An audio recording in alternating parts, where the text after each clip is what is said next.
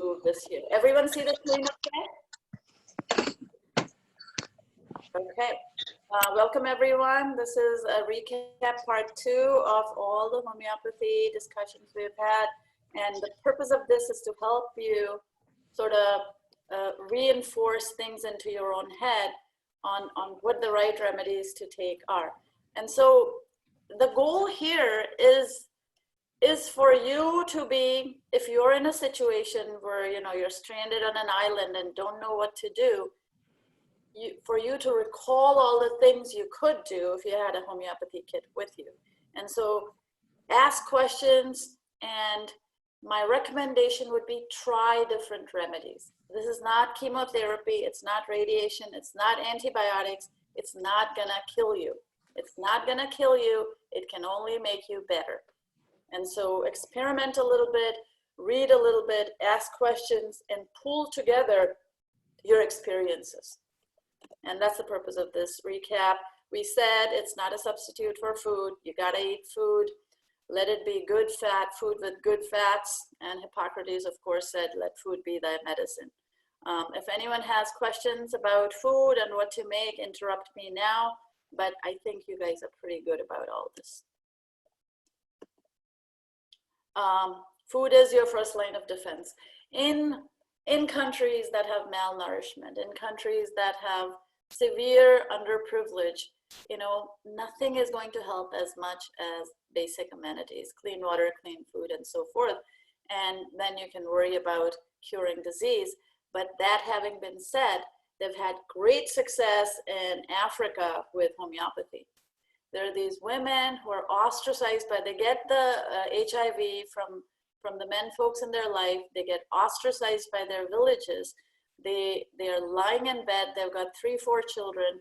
And there's this guy, this homeopath by the name of Jeremy Sher, who's sitting there with his homeopathic clinic. And he's literally helped thousands, if not hundreds of thousands of these women with homeopathy. They get their energy back, their CD4 counts go up, they can operate in life. And so it's wrought miracles in many of these countries. 1 in 3 American children living in poverty, but I will not belabor you with that, but rather go to where we left off last time. And I'm trying to remember where we left off. This was the recap. So should I go over the remedies from last time or should I not? Raise your hand if you'd like me to. You said yes? Okay. Okay.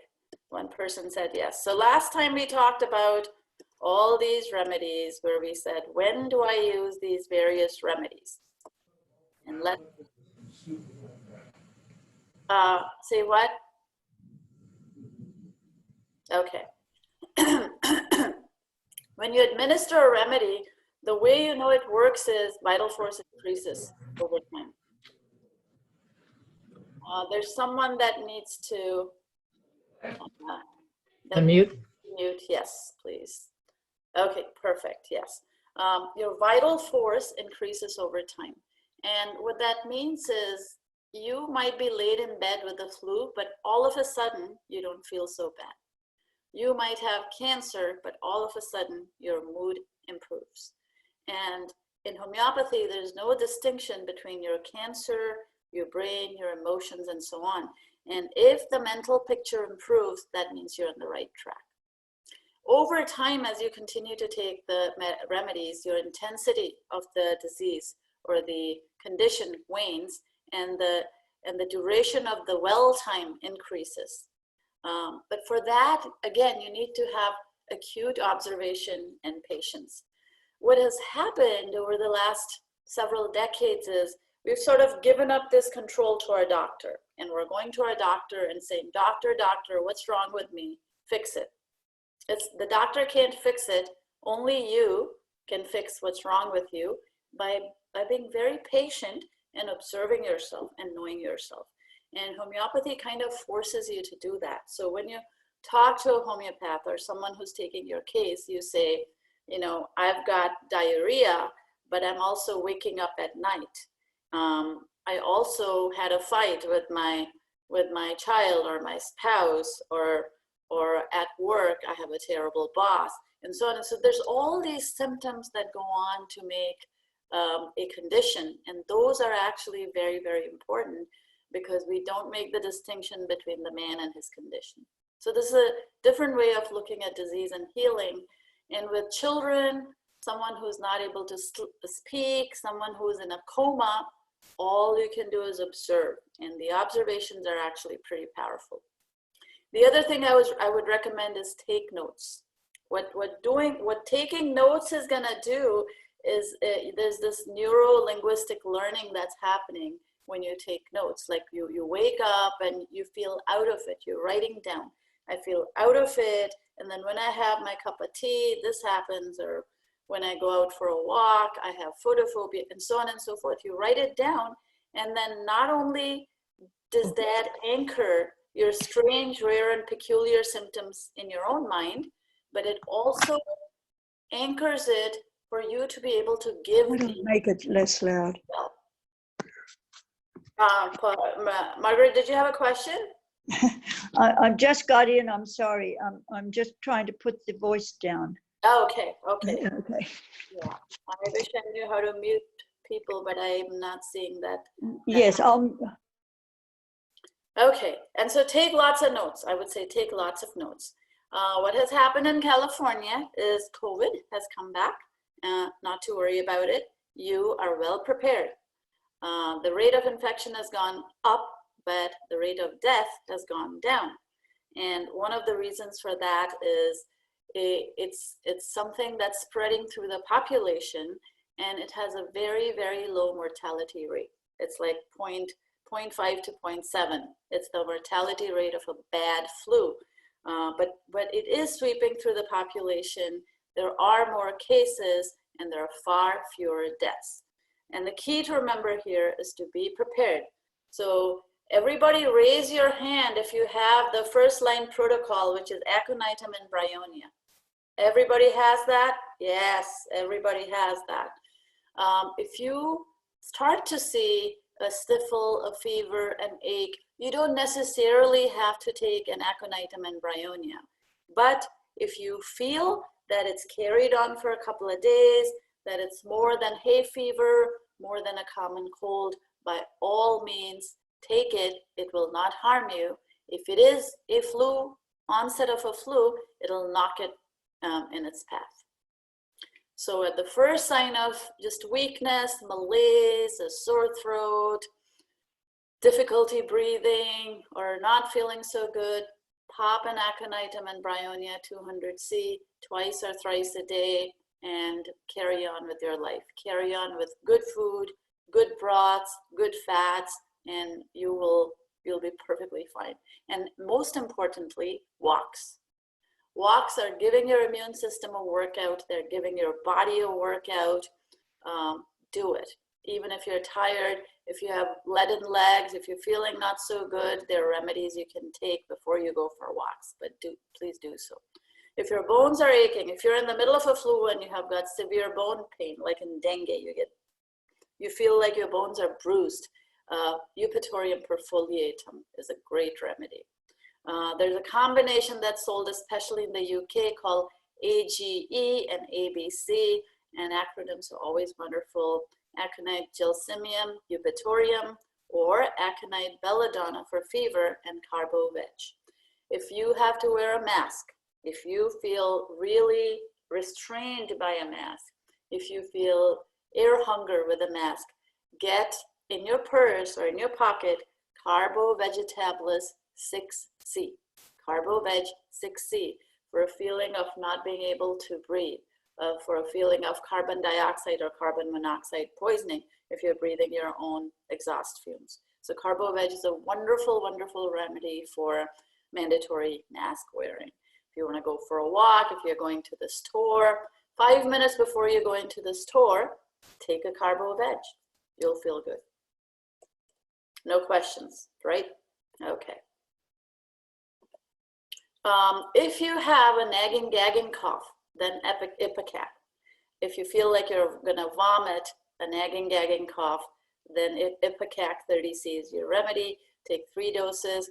In all dosing, you want to take a dry dose first and see its effect on you. And again, observe. Observation is the single most important thing you can do in homeopathy. I took this dose under my tongue. How do I feel? Do I feel slightly better? Do I feel slightly worse? Do I feel no difference? It's going to be hard in the early going, but you'll get a sense of it.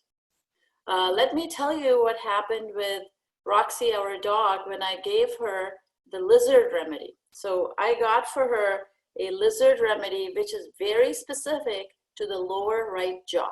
And it's a 70 centimeter poisonous lizard in South America, not Africa, that has poison pockets in its right lower jaw.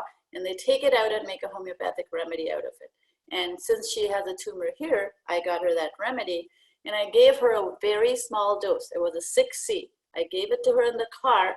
We picked up the remedy from the mailbox, and while we were in the car, I gave it to her.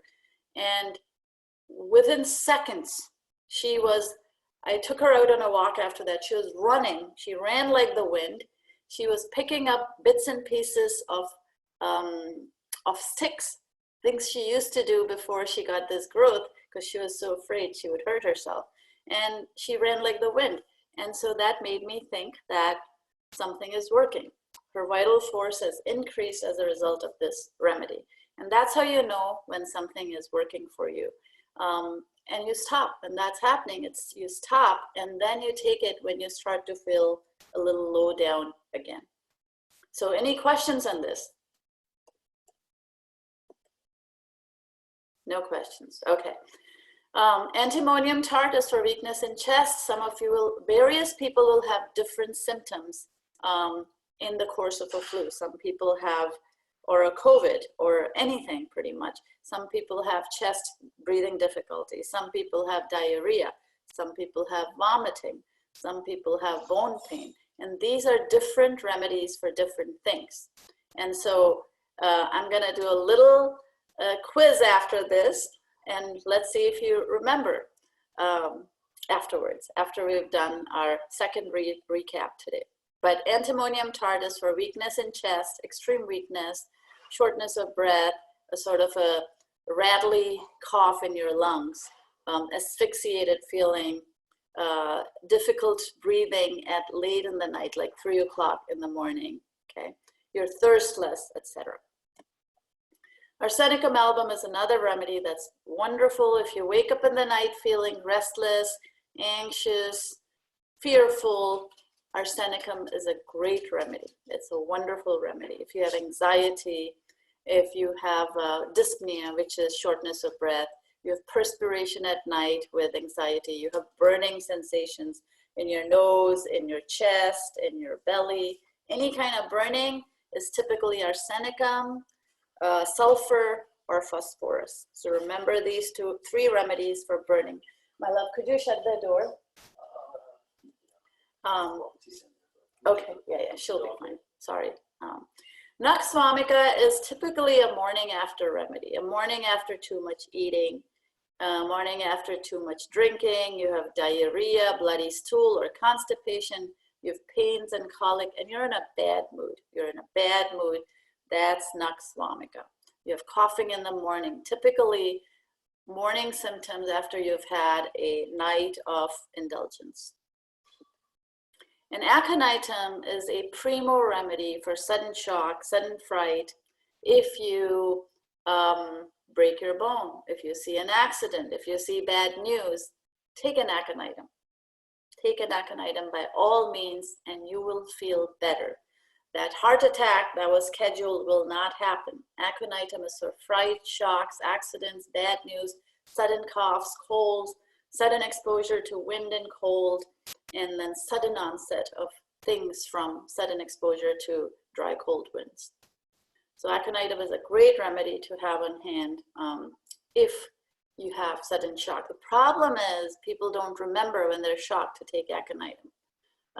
But think about it, when you're shocked, just stay put for one moment and say, what do I need to do? Oh, take an aconitum. I know someone who took an aconitum.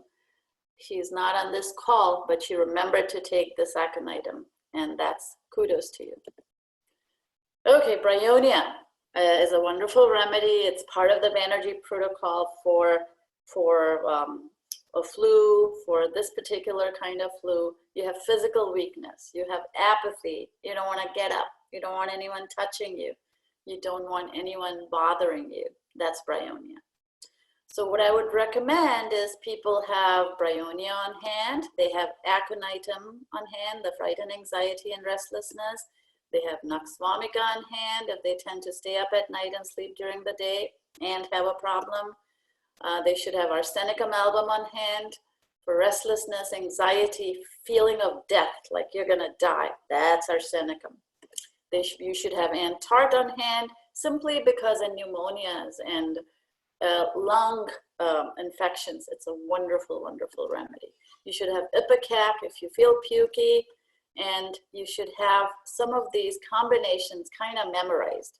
So think of AB, aconite bryonia, AB, eupatorium perfoliatum, bones, bone crushing pain, AGE, aconite gelsemium eupatorium for those symptoms, ABC, aconite belladonna and carboveg for sudden onset, fever, and cough. So these are sort of the remedies, and just wanted you to keep them on hand. The key here is not to land in hospital. Hospitals is where infections are actually getting passed. Hospitals is where they're putting people on ventilators, and ventilators have a 88% mortality rate.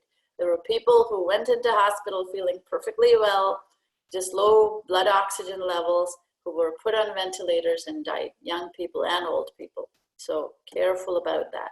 Just hang on to these remedies. Each of these costs like $8, $10, and for $100, you don't have to ever go to an emergency room.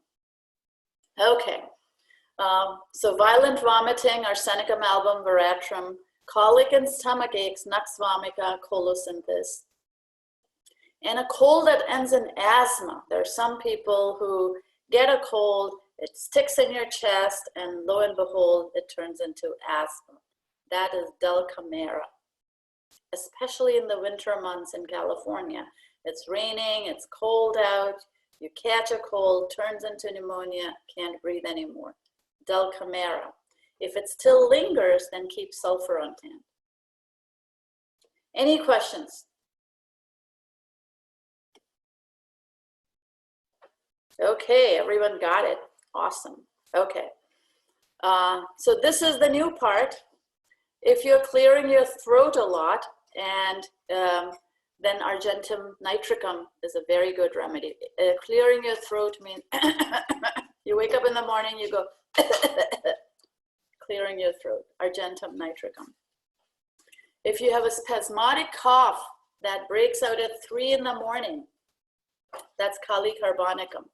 You wake up every night like clockwork at 3 o'clock and you have this spasmodic cough. That's Kali carbonicum. And remember, the more symptoms that you match up to the remedy, the more closer the simillimum and the better your chances of getting well faster are. There are a lot of remedies that will work if you wake up with a cough at 3 a.m. But if you hit the exact right remedy, you will see, you'll almost feel this tingle, you know, and you feel better instantaneously. And that means you have hit the right simillimum. And the goal of these recaps is for you to have these in your brain to say, okay, I got a spasmodic cough after 1 o'clock. If it's between 1 and 3, it's arsenicum. If it is 3 o'clock and after, it's a Kali carbonicum. If you have a tough tickling cough, which is a dry spasm, and I got that last winter, and Ignatia worked really, really well. If it's worse in the evenings, like between 5 and 7 o'clock, it tickles your throat. It's not really a cough per se as much as it hurts. Your throat hurts and you have to go, and that's an Ignatia cough. If you have a hacking cough is that's a Drosera. That's a hacking cough. If you have chronic sore throat, then sulfur is your remedy. Meaning you got better, and then 2 months later, you have a sore throat again. You get better again, you get a sore throat again. That's a sulfur. And every time you come down with a cold that threatens to go into your chest, please take a dose of phosphorus 30C to keep it from going down into your chest and causing pneumonia. So the goal, again, of homeopathy is not to prevent the disease. Okay, let me repeat that. The goal is not to prevent the disease. The goal is not to suppress the disease. The goal is to heal you very, very fast so that the effects of the disease are minimized. And that's a vast difference between suppressing a disease, meaning if I'm coughing, I take a cough suppressant and suppress it. What that's doing is it's driving the disease deeper. And you want the disease to come to the front, come to the fore. So the homeopathic remedy is actually making it come up, bubble to the top. And when you do that, you're working in sync with the body because your body is giving you a cough to cure itself. And that is where the simillimum and this modality of treatment is very different than anything else. Most other modes of medicine actually suppress what you've got to make you better. And you'll find that that flu, which would have gotten better in a couple of days, when you suppress it, turns into a pneumonia. You take a Tylenol, it turns into pneumonia. The next thing you do, you land in hospital. Now you got to take antibiotics, which have wiped out your gut. And then it goes from there. Okay. Smoker's cough. Heparin sulf is great for smoker's cough. It's one of the most effective remedies that for a cough. You know how smokers have this cough that's loose and rattling? That's always there. Heparin sulf. If a cough is worse during the morning, the phlegm is yellow. So any sulfur phlegms or discharges are yellow. Remember this. Any mercury discharges are yellow-green, actually, yellow-green. Mercury discharges are on the yellow side. So prescribe accordingly. Take a remedy accordingly. We talked about aconite, which is your very first remedy you take if you have sudden exposure to a dry wind. Spongia is a great remedy for a very harsh, croupy sort of cough with a loud rasping. Now, you wake up from sleep before midnight, it's very suffocative, very constrictive. So that's spongia. It's a sea sponge which is toasted and then triturated. Drosera is a dry spasmodic cough. And heparin sulf is in the later stages of croup when your expectoration has started, when you've got this yellow-green discharge, that's when heparin sulf is excellent. We've talked about dosages and potencies at length, but let me repeat that. You want to dose with either 30 or smaller. The minimum possible dose to start with, you place 1 pellet under your tongue first dose, see how you feel, and then if you feel good, then take other doses in water. So you take a couple of pellets, you put them in, 2/3 of a cup of water, or a jar, and you bang it very vigorously, and you take a sip. So that's dosing. And you only begin to redose if your symptoms get worse. So don't just redose randomly, redose if your symptoms get worse. And sometimes you've been taking a 6 or a 30 for a long time, and all of a sudden it stops working. That's when you need to increase the potency. And the way to, someone had a question? Okay, no question. And the way to increase your potency is to simply get to the bottom of that jar, add more water to it, you just diluted it, and succuss it 40 times, and you've got a new potency. It's as simple as that. It's very simple. So this was a case study. This was me. The wheelbarrow fell on my leg. I was very, very bruised. It hurt like crazy. and I think I took arnica. I think I didn't even have a 30C. It was a 30X, 10 times dilution. And within seconds, I had relief. I felt good. I was able to walk on that foot without hobbling, take the dogs for a walk. And you actually see the magic of a homeopathic remedy when you hit the exact simillimum. It was pretty cool. So a blunt trauma, arnica is a great remedy. Yeah. The dosing, even if you have those little pills, you stick it in water and you shake it 40 times, right? For the longer term, yes. But when you're hurt or seriously injured or can't think, a dry dose is fine. Okay. Yeah, I couldn't even think at that time. I was in so much pain. I took a dry dose, instantaneous relief, and in 20 minutes it started hurting like crazy again. I took another dose, and it got better. And I had no black and blue. It was a black and blue bruise, and it just vanished in a very short time. And no lingering after effects. Alrighty, there's two things. One is constitutional, one is acute. And in all medicine, there is constitutional effects of something, and there's acute effects of something. In homeopathy, constitutional is your sort of native remedy, which is a combination of your genetic structure, your environment, the way you were brought up, what you ate, drank, the work you did. All these combine to make the you for whom a particular remedy seems to work well. And oftentimes you find that even in an acute condition, the constitutional works well, even though the symptoms of that constitutional remedy do not correspond to that acute event. Are you with me?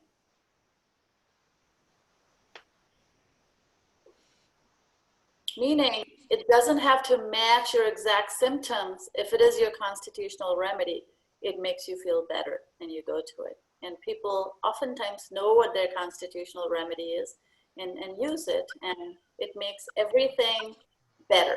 Your flu is less intense, your pneumonia is less intense, etc., etc. Hold on, let me get the door. Roxy's here. Okay, sorry. Roxy goes in and out. Okay, and so there's things called miasms, which are the soric, psychotic, and syphilitic, and these are types of constitutional miasms that Hahnemann came up with, and a lot has happened in the last 250 years. Modern medicine has recognized how, you know, the kidneys work and the heart works and a whole bunch of other things, but back then, nobody knew about microbes, nobody knew about genetic tendencies, so it was all very innovative for Hahnemann to do a lot of these things. There are diseases that are specific to families, and he discovered that. And what he saw was that his acute remedies did not work for diseases that the family was predisposed to. And for that, he had to give them constitutional remedies. So if, you know, leprosy ran in their family, or syphilis ran in their family, or cancer ran in their family, there were specific remedies that you would use to address those sort of chronic, miasmatic, intergenerational situations first, and then go to the acute. And so we find that, you know, we have people who at the age of 8 or 10, you know, suffer from certain things, and then it comes to rear its head in their children and in their children's children. We're talking miasms there. And miasms, I would say, in modern scientific terms, is a combination of your genetics, your epigenetics, and your, that is to say, your environment. And a lot can be done to cure the environment, a lot. I have seen transformations in people who have just simply changed what they eat, and a lot of their miasms sort of shrink and start to dissolve. Acute means short-term, things that are self-limiting. You don't typically die of the flu. You get the flu for 2-3 days, and then you get better, or a week, and you get better. So that's acute. Can I talk up a little bit here? Sure. This is Claudia. Hi, everybody. Hi. I'm preparing. I will be leaving early because I'm also doing some trainings for people here for the census. hear anyone else. Today myself. So anyway, many years ago, they wanted volunteers to come to help the people at the School of Homeopathy in San Francisco study people and come up with a constitutional remedy. So I volunteered. The caveat was they could not tell you what your constitutional remedy was. Because it was like, you know, they don't want, for some reason, maybe it's a legal thing, I don't know. But whatever it was, I had so many students interrogate me about everything. So I felt when this happened or that happened. And it was the practice for them of, you know, having a patient. And it was a wonderful experience because I really got, you know, the whole energy behind how serious this is and how much you have to take into account to do a constitutional remedy.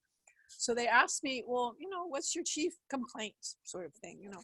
And I said, well, you know, I think that I swing really wide in the summer. Oh God, I'm so high. I'm so excited. And I just want to be out there and I'm just totally out there. In the winter, I'm kind of, you know, I lag a lot compared to my summer energy. So I want to feel a little more balanced in that area. And so that was, you know, what I conveyed to them was my primary thing that I wanted to work on. I think I was about 25 years old or something. I'm now 69. So what happened was, they came up with something and they gave it to me. And now for the rest of my life, I have not swung wide. I really have a much more even energy levels, summer, winter. I've always been a pretty high energy person, and it definitely made me not have that high of a swing. I was probably somewhat what they call hypomanic in the summer. You're not quite manic, but you're just kind of a little bit out there. When I was in my teens, when a lot of, you know, people's stuff show up. So I knew from, you know, just my involvement in life that that had been the case, and it totally sort of resolved that whole situation. So I'm a very firm believer in getting a constitutional remedy. Only takes one dose, and boy, it can do magic. Yes. That's amazing. What a wonderful story. That is a wonderful, amazing story. Yes, yes.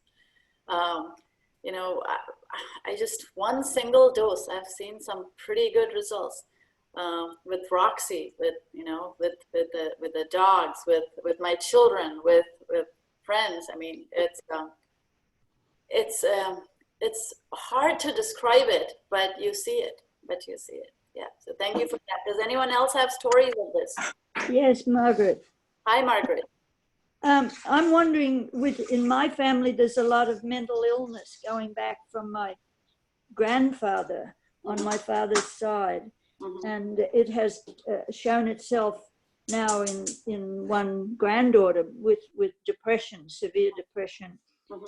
And so are you talking about a specific remedy for that particular illness? What? So a remedy, a constitutional remedy would be a combination. So you would look at all the entire family, the family tree, what sort of illness they had and what is happening to this person. And from that determine a best fit. It's like a tailored fit. And literally one dose, one small dose could make huge changes. And with younger people, it acts, and people who have not had too much other medication, it acts really well. And, you know, I would say it's worth it getting a constitutional for her. Absolutely. Well, we can discuss that later. Yeah, yeah. And for all of you, there is a remedy that's your go-to remedy. And I know a lot of you. I've known a lot of you since 2014. And the ones that I know, I've known for a long time and know your histories, you know, we can come up with more or less these 3 or 4 remedies that are you. And then out of those, pick one and then experiment, see what happens. See, because none of this is rocket science, guys.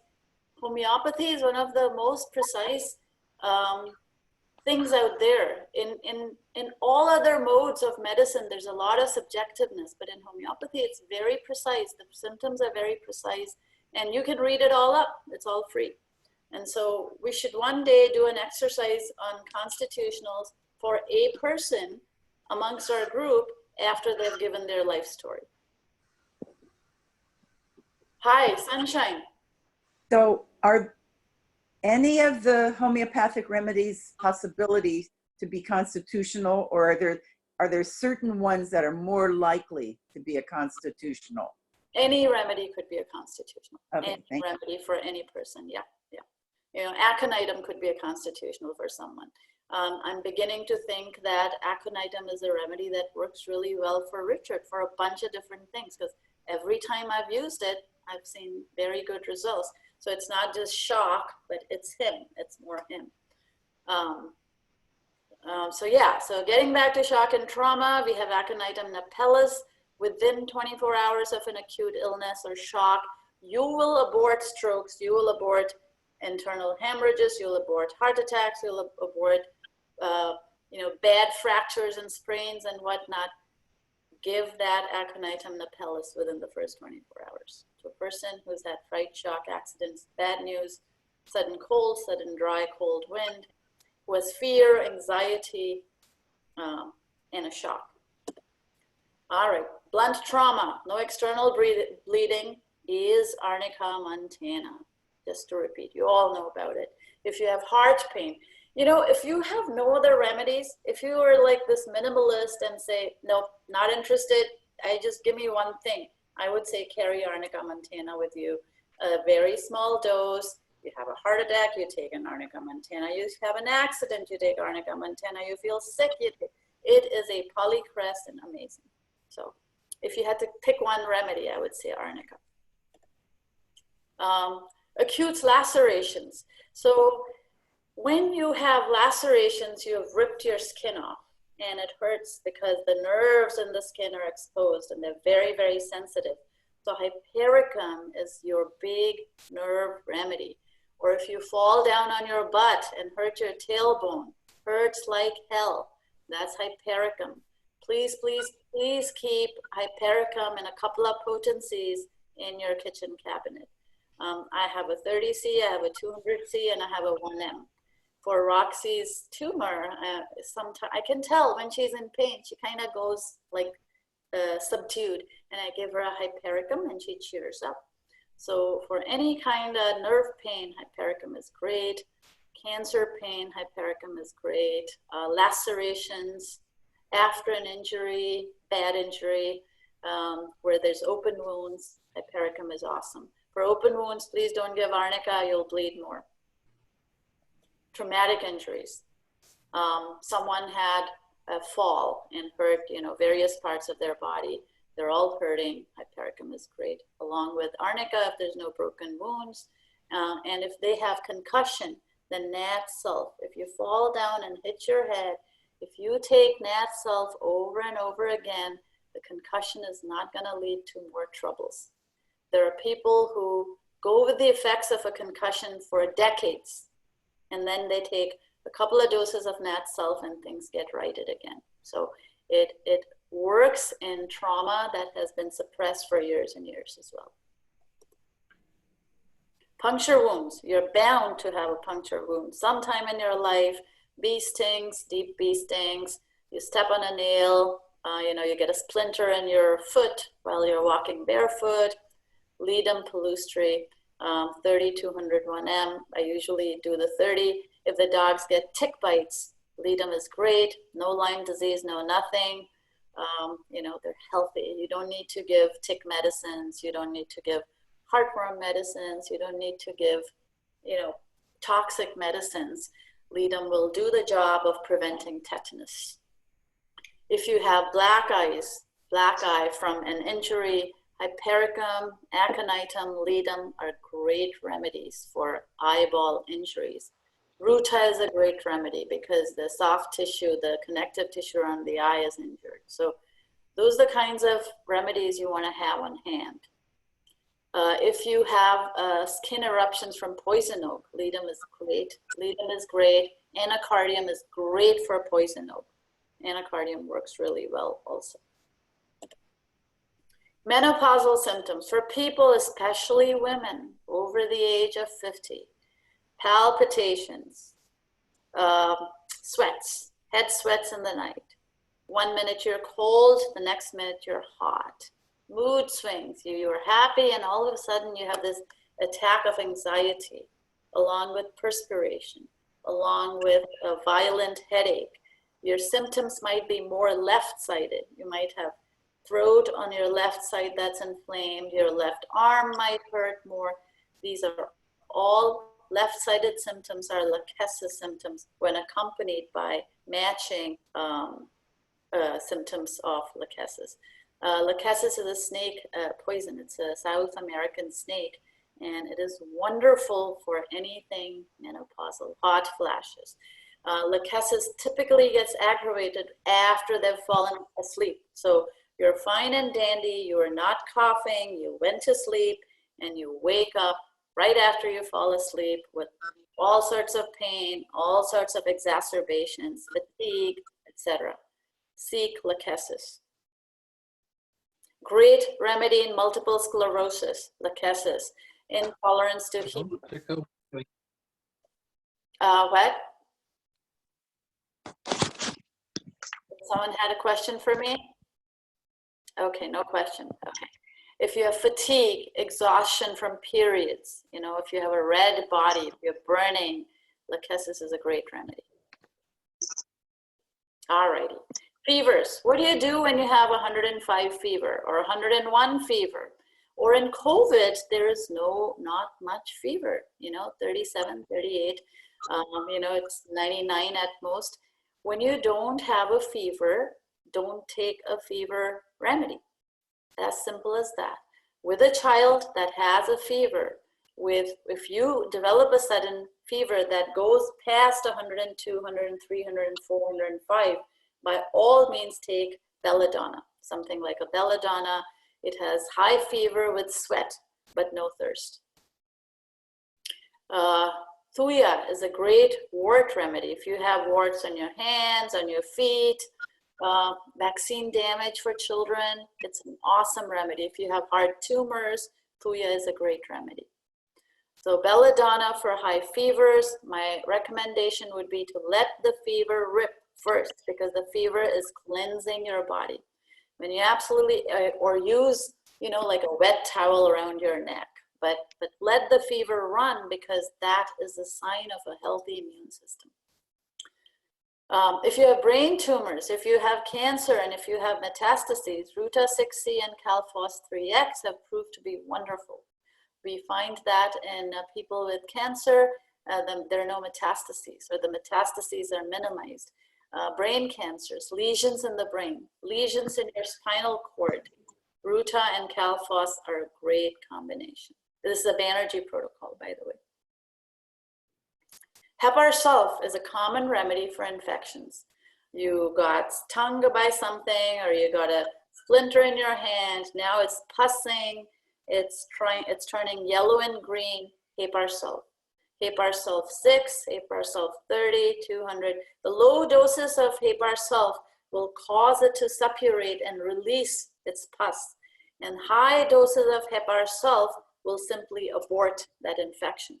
So early going, when you feel a pain and infection is coming on, take a high dose of Hepar sulf.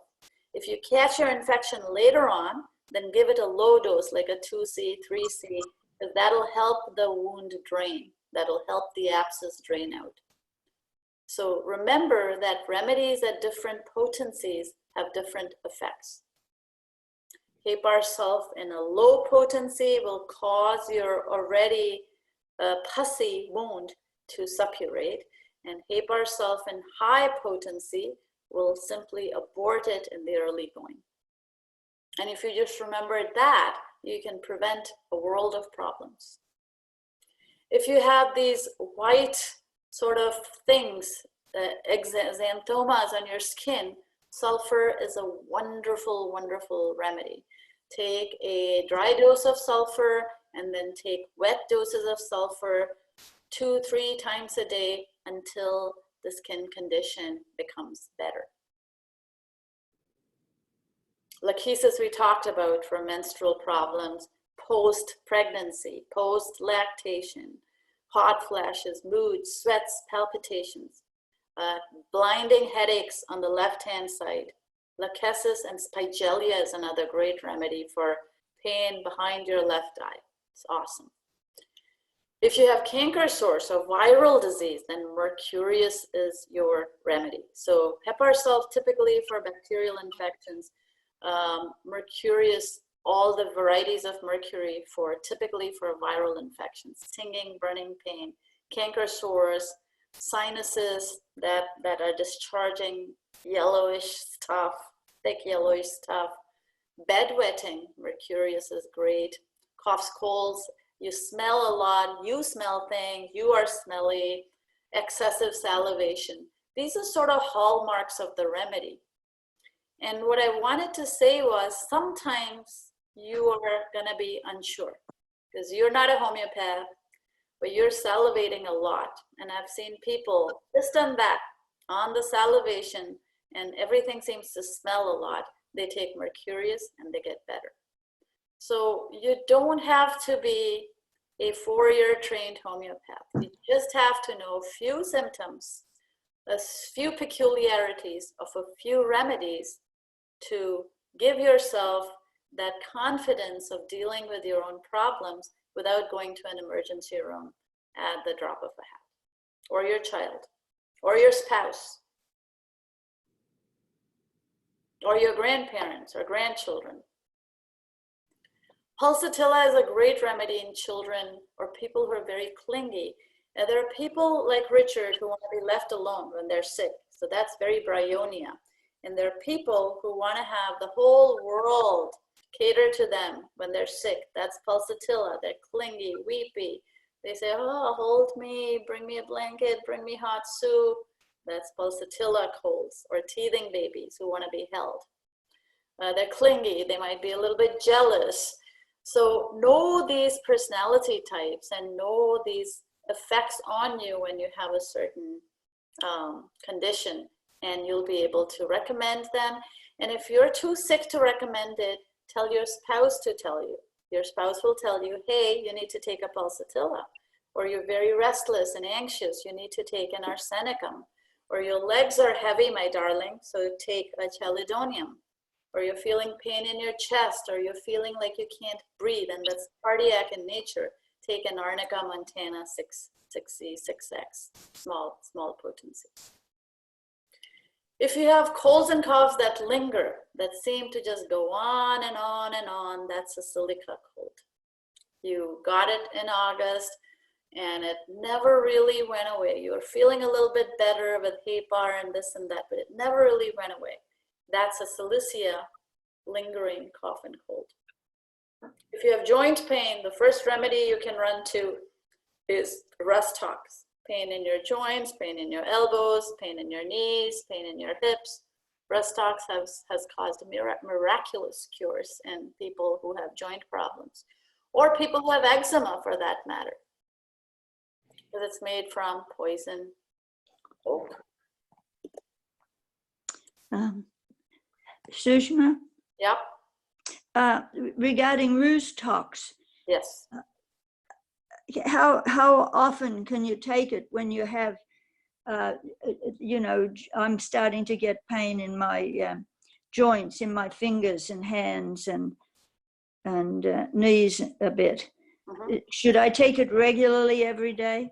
Yes, as long as you have the pain, you keep taking it, and you reduce the distance between the doses as you start to get better. But if it hurts in the early going, by all means, take it frequently. But it's tolerable. It's not acute arthritis, or, but yeah. Yeah, you shouldn't have to tolerate it. It should disappear. It will root it out. So take Rustox, take some Arnica montana if there's severe pain, but Rustox should help you with the joint pain. If you have arthritis in your fingers, Antimonium crudum is great. Antimonium. A small potency, 30 or something. If you have arthritis in the rest of your joints, Rustox is great. And what about, did we talk about dizziness? You know, the particular one that I have with, Yes, with, and with I a have the single. remedy. Yeah, I have the remedy for you, and I'm bringing it to you on Saturday, which is tomorrow. Yes, yes. Oh, good. Yeah. Thank you. A couple of remedies for dizziness. Actually, a lot of remedies for dizziness. But if you get dizzy when you rise from sitting or rise from sleeping, that's a bryonia dizziness. If you get dizziness from just raising your head like that or in bed, then conium is a wonderful remedy. Phytolacca is another great remedy for dizziness.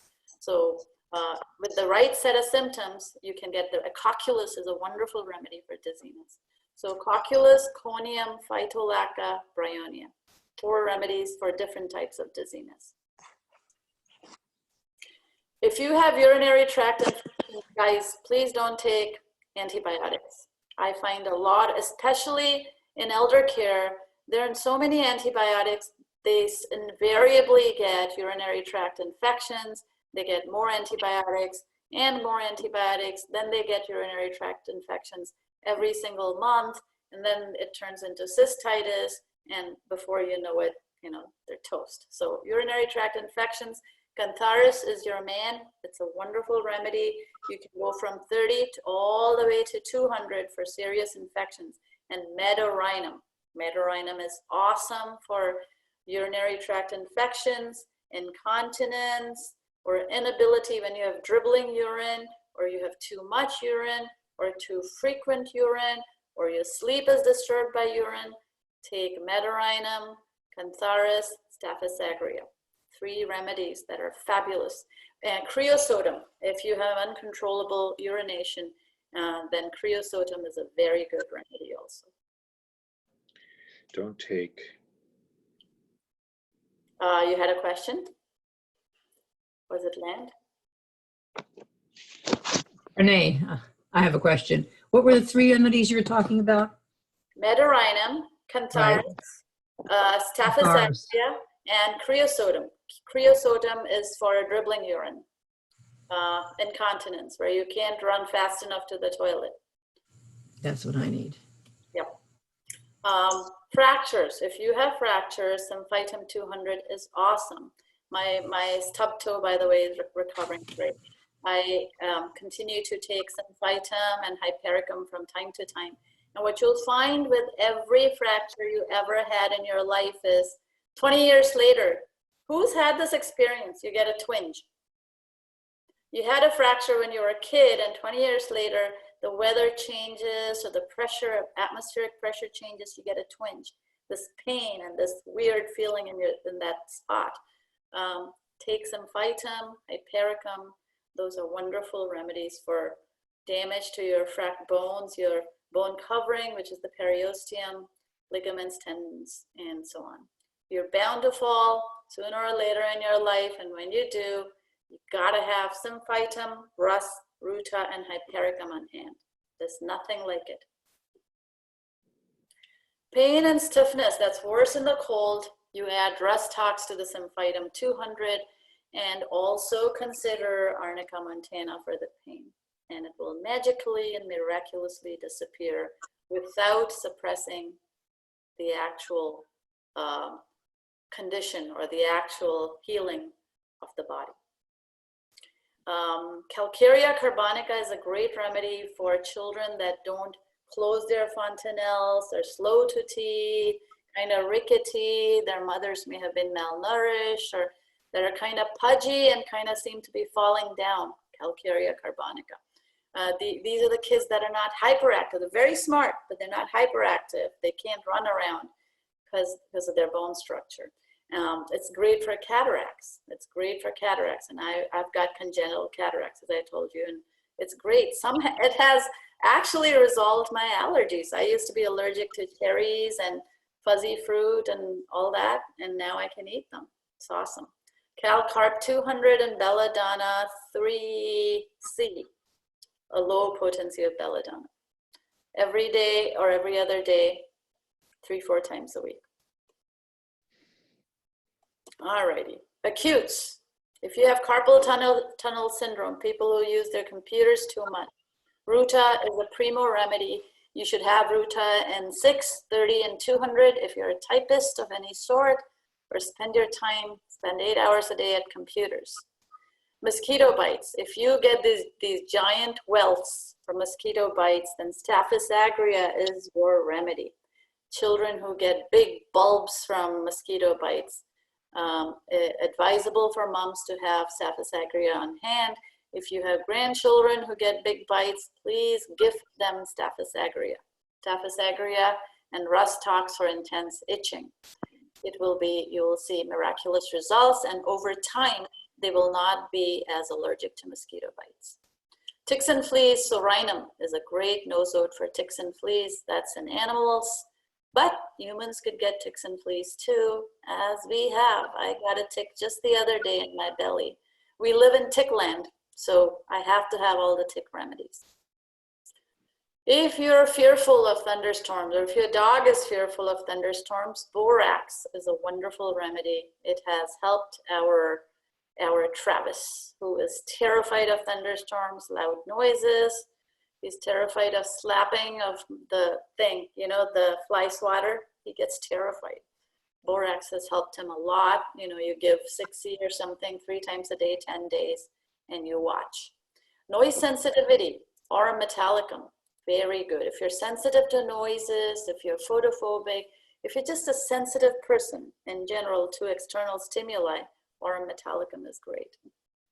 If you have wounds that are lacerated, of course, you know hypericum. Poison oak, poison ivy, anacardium is great, great. Works for Richard. Anacardium has worked well for Richard. He used to get this poison, not ivy, poison oak, and he would get one little thing, and then mysteriously it would spread from his leg to his upper leg to his hand. And this time when he got it, I gave him 3 doses of anacardium, just disappeared. It's pretty good, pretty good. Poison oak, poison ivy too. If you are in a very bad temper and in pain and in fever, chamomilla is your remedy. It has to be accompanied by anger, by unbearable behaviors of unbearable pain, teething children, a headache that you so can't stand that you're snapping at your family, chamomilla, chamomilla. If you have coughs and colds, teething, clingy, weepy, if you're a weepy kind of person, that is pulsatilla. Any questions so far?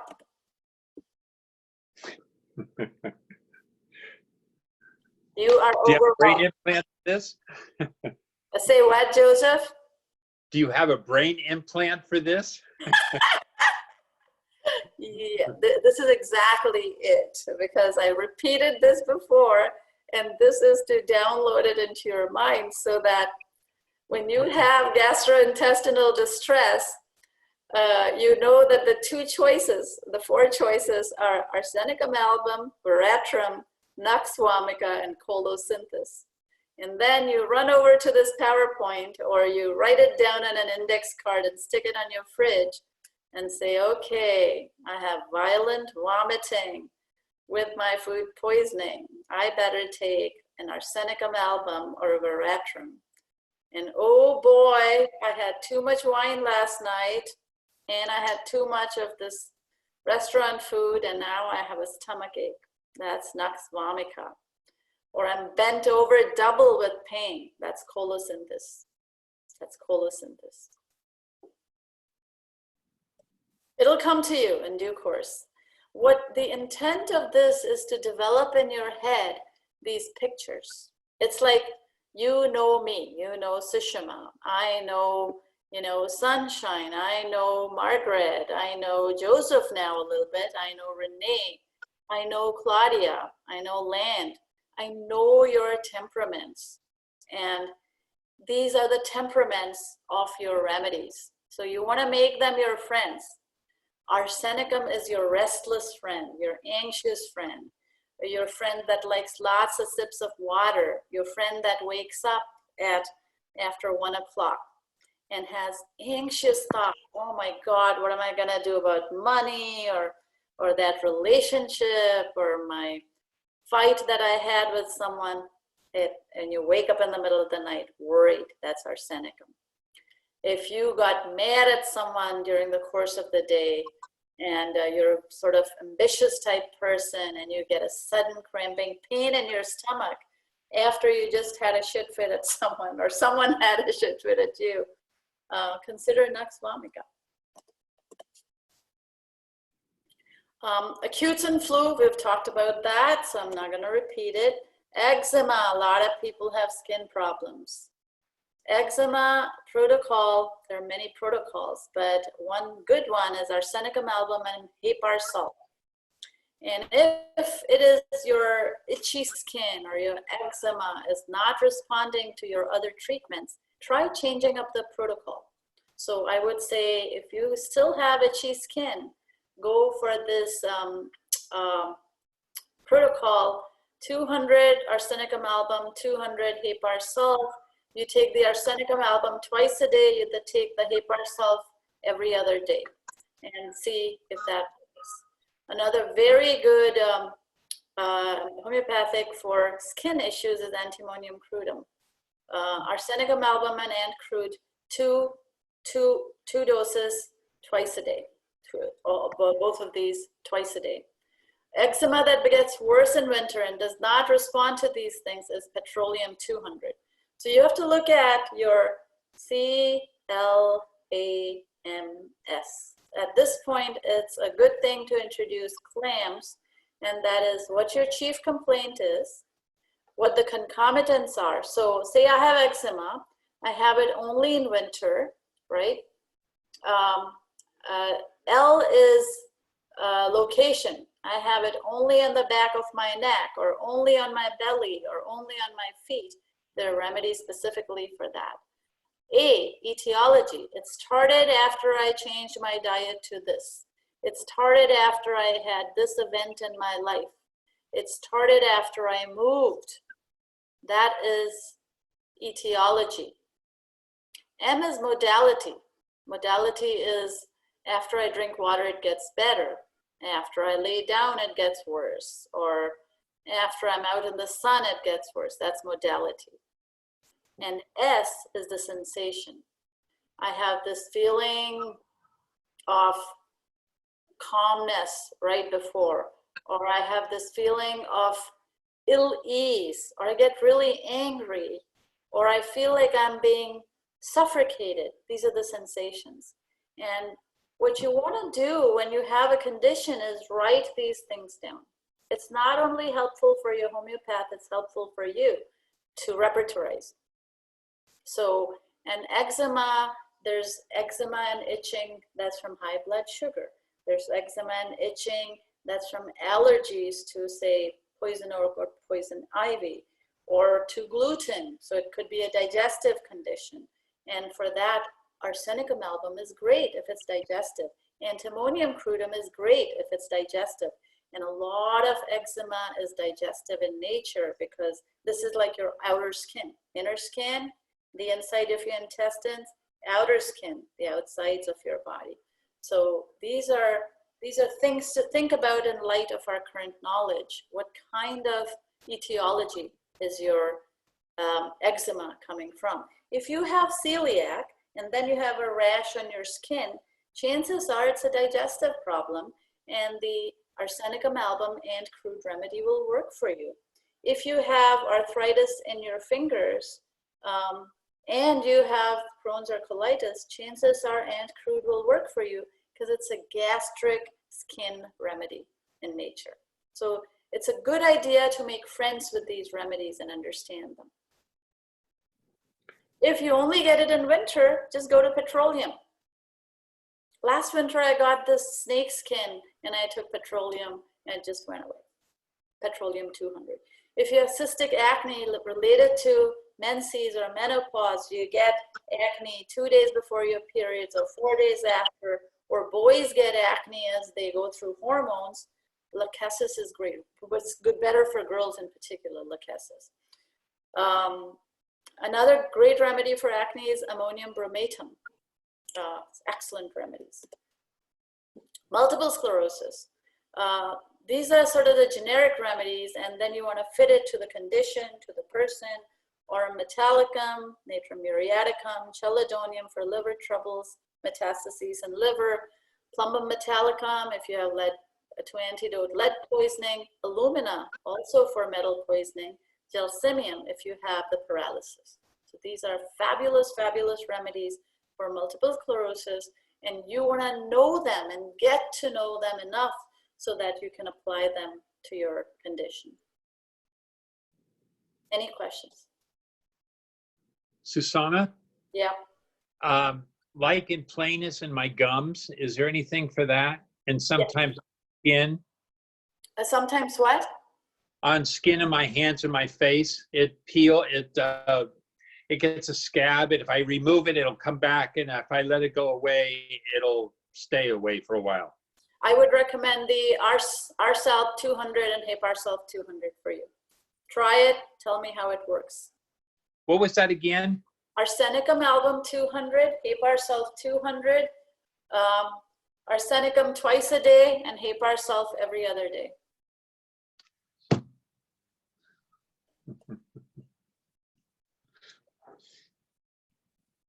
Okay, celiac. Great remedies for celiac. If you feel nauseous, if you have diarrhea, Ipecac 30C plus Merck Sol 6C. This is a Banerjee protocol. Bovista 200C will take away your food intolerances. What is happening right now is, first, we have very bad food. It's not organic, it's genetically modified, it's got Roundup and pesticides and herbicides, so we're allergic to a lot of our foods. And then what we do is, oh my goodness, the cherries give me throat closure, so I'm not gonna eat cherries. Walnuts cause a rash to appear on my face, so I'm not gonna eat walnuts. Gluten causes me to have diarrhea, so I'm not gonna eat. Pretty soon, especially the vaccinated kids I see today, are not able to eat anything more than pasta and olive oil. And those are terrible, terrible mono foods for a growing child or anybody to eat. So the key to remember is you want to heal your gut to the point where you can eat everything without getting sick. And the key to that is a healthy gut. And Bovista is fabulous. Long-term use of Bovista, like every other day, 200C for chronic intestinal ailments. It's awesome. I have been taking Calcarea carbonica belladonna for my cataract, but this wonderful side effects is I don't have allergies anymore to certain foods that I used to before, like cherries. Cherries used to make my tongue swell up, and now I can enjoy cherries. So it's a good thing to be able to enjoy all foods, because you're gonna get nutrition from different types, a diverse array of foods. And there's a reason your body craves food. You gotta honor that reason. And the way to be able to eat the foods that you enjoy is to first eat clean foods, and second, to heal your gut, take some of these homeopathics. And if you have symptoms, Arsenicum album SOS is great for celiac. So for anyone with celiac, oh, Land, hey. Yes, I have a question, because other than trusting you for the frequency, like you say some things take several times a day, or take every other day, or take every day, or take several times a day, do you have any guidelines you can share with us about when and how to use that the periodicity? Yes, yes. In homeopathy, the periodicity is very, very simple. You get it, you take it when your symptoms commence, and you stop it when your symptoms cease. If your symptoms are carrying on, and if it's a chronic condition, however, you get into this problem of, should I take it for 3 months or 6 months or what? And again, I would put it back to the symptoms. How are your symptoms compared to 6 months ago? If suppose you used to go bathroom 12 times a day 6 months ago, and you're taking Bovista, and now you're going to the bathroom 6 times a day after 6 months of taking Bovista every other day, you're better, but you still got a problem. And so I would continue to do it. Maybe I would continue to do it less frequently than every other day, maybe twice a week. But homeopaths are no different than you and me, and you are the best knower of your symptoms. How do I feel? Can I get away with not taking this? Is it going to reoccur? And I would say for acutes, stop as soon as the symptoms are gone. But if it's a chronic condition, monitor it, and above everything else, write it down. Because you're gonna, I've seen people who took migraine remedies and they would get migraines like every other day. Then they started getting migraines once a week. And then I'd talk to them and they'd say, I still have migraines. That's my friend. I still have migraines. And I'd say, how frequently? Oh, now once a week. Then I'd say, remember you had migraines every day a few months ago. And so that's how you remember. You just write it down. You write it down and then you have a better understanding of yourself. Periodicity is accompanied by potency. Sometimes things stop working and then you go, well, it worked before and now it's no longer working. Then you increase either the not periodicity typically, but the potency. Does that answer your question? Yes, it did. Thank you. There was one more person who had a question. Sunshine. Sunshine. Do the Banerjees talk about prayer over the food to help with allergies and food intolerance? The Banerjees do not talk about prayer, and I'll tell you why. Because the Banerjees cater to people from the poorest of the poor parts of India, people who belong to 10 different religions, people who are vegetarians, meat eaters, fish eaters only, vegans, people who don't eat onions and garlic, and a wide swath of the population. But in homeopathy, we know and they know that your spirit, your emotions is everything. And that is really the beginning of your problems. Your mind, your emotions, your soul is what causes your vital force to go down. So the underpinning of homeopathy is your spirit, really. It's the soul. It's the soul. But the Banerjees don't specifically talk about it. They have lines that are like a kilometer long, snaking out their door. Each doctor looks at a patient for about 5 minutes, and over the last 150 years, they have developed these protocols that have worked for 80% of their clients. So they do alternatives, but only if the first line of treatment does not work. And so what I wanted to say was, yes, you brought up a very good point, and that is the different schools of homeopathy, the people who believe one pill, one correct dose, and one pill of the right medicine will cure everything for life. So you have homeopaths ranging from that all the way to the Banerjee, all the way to people who do polypharmacy. And the truth is different for different people, and it's somewhere in the middle, and it's based on your condition, I would say. But my point of view is different in that I'm comparing homeopathy to allopathy, and anything you do in homeopathy, even if you screw up, it's better than taking chemotherapy that you didn't need that's now going to kill you. It is better than going to the emergency room, paying $500 and being treated 8 hours later with cutting, burning, poisoning that sends you out a cripple. So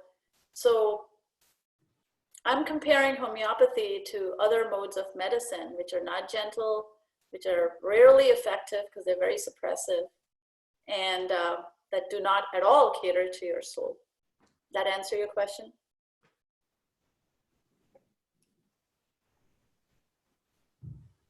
Any other questions? Yes. Yes.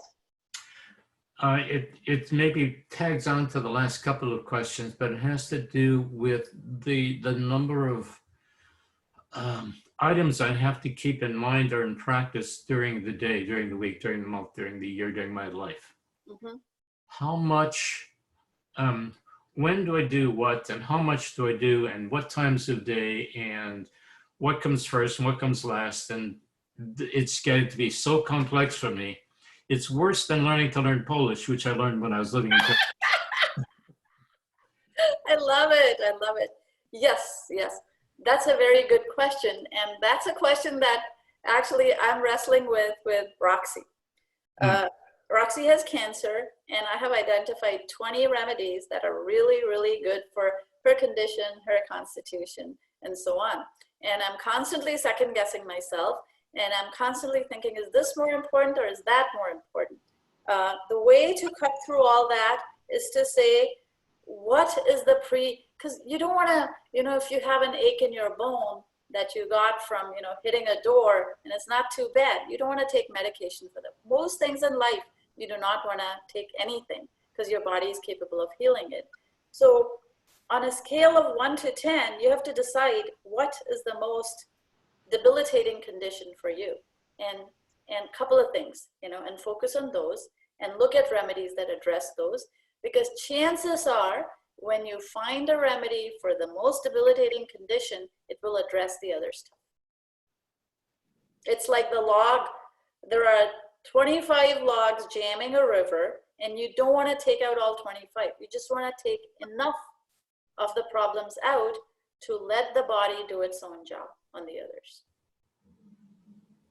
And that's easier said than done. I mean, it's very easy for a person to say these things, but you actually have to sit down and say, look, to give an example of Roxy, she's got this cancer, and my main goal is not to get rid of the cancer at all. My main goal is she's 13, and I want her to have as good of a life as she can between now and the end of her life without that damn thing growing. I want her to have good bowel movements. I want her to go for long walks with me, and I want her to love every day, waking up every day. And I want that cancer to not grow anymore. And if I can achieve this minimal goal, then it's okay. Because 2-3 years from now, she's going to die of something else, or 4 years, God, Lord knows. But if I can arrest this immediate problem, then whatever I'm doing is going to be good for the other parts of her life. Margaret. Thank you. Oh, thanks. Margaret, did you raise your hand? No, she did not. No. Okay. On to the next thing. The celiac, you got that, right? Ipecac 30C mercurius salt for nausea, etc. And then, if you have diarrhea, severe diarrhea, Bovista is the long-term treatment, and arsenicum album as needed. All righty. Asthma. A lot of people have asthma. And if it's a suffocative cough, that really suffocates you, it's a wheezing cough, worse at midnight, you get asthma, then you get eczema. You get eczema, then you get asthma. You see how these are all skin conditions, which are really digestive conditions. Arsenicum album will address that. If you have a very dry cough with your asthma, so you wheeze and you have a dry cough, and warm drinks make it better, that's Spongia tosta. A COVID chest condition will respond to antimonium tart. So I would recommend, please get an antimonium tart. It's a good thing to have. You get shortness of breath, loose rattling cough, and it kind of gets better actually when you're lying down. Lungs get filled with mucus, but strangely, it's a honey-colored discharge. But you feel shortness of breath. You feel tired. That's antimonium tart. Ipecac and Sambuca is asthma in children, very good for asthma in children. And again, children today are getting, the inhalers, which are just deadly. The inhalers are deadly. They give them mental disease. They cause them to have hyperactivity. They make their hearts race. Asthma can easily be cured with homeopathy, easily. So please recommend homeopathics to your grandchildren who have asthma. Dulcamara and Nat Sulf. Any asthma that's triggered in damp weather. Our damp weather starts in October and ends in April, May. So remember Dulcamara and Nat Sulf from October, November, December, January, February, March, April, when it is wet. Lux vomica is for asthma in winter. Blata orientalis and bromium for asthma that's triggered by dust exposure. So if you have dust exposure, we have road work going on. So see, I got that thing. I don't have Blata orientalis, but I do have bromium, and I'll take that for dust exposure. If you wear a mask, carbo veg for asthma, asthma in the elderly, Seneca, it's severe lung problems. It's a great remedy. Every person who has chest anything, who's over the age of 70, should have Seneca on hand. Just don't even think, take Seneca if you have a lung problem. Carbo veg, if you're going out in a mask and feel suffocated. 6C should do. Aconitum napellus for asthma that worsens with cold air. So you go out into the cold, dry air, you have a fit of sudden attack of asthma, that's aconitum. And smokers' asthma, Lobelia inflata is great for smokers' asthma. Now I'm gonna stop sharing this because I think we've reached to the end of our endurance. And I'm going to stop recording and maybe we can do a walkthrough. Joseph, you can talk about your dog and everyone else. My cat. And your, oh, excuse me, your cat, okay. So I'm gonna stop recording. Yes.